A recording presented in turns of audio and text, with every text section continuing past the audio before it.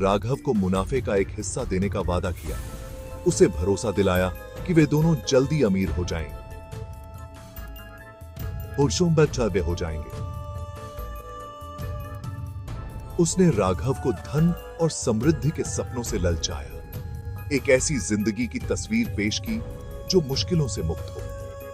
उसने राघव को समझाने की कोशिश की कि इस तरह के तरीके व्यापार में आम हैं।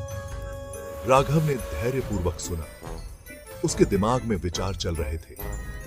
व्यापारी का प्रस्ताव लुभावना था, उस धन का शॉर्टकट जिसका उसने हमेशा सपना देखा था। लेकिन अपने मन में वो जानता था कि यह उसके सिद्धांतों के खिलाफ था। वो पैसे के लिए अपनी ईमानदारी से समझौता नहीं कर सकता था। राघव ने विनम्रता पूर्वक लेकिन दृढ़ता से व्यापारी के प्रस्ताव को ठुकरा दिया। उसने समझाया कि वो ईमानदार व्यवहार में विश्वास करता है और अपने ग्राहकों को कभी धोखा नहीं देगा।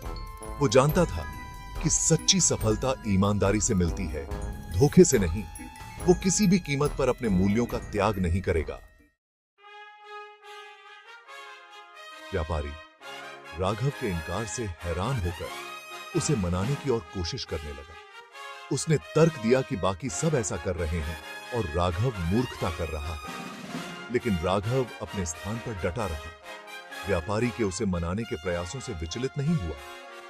राघव ने ईमानदारी और सच्चाई से अपनी दुकान चलानी जारी रखी। उसके निष्पक्ष व्यवहार की प्रतिष्ठा दूर दूर तक फैल गई, जिससे पड़ोसी गांवों के ग्राहक आकर्षित हुए।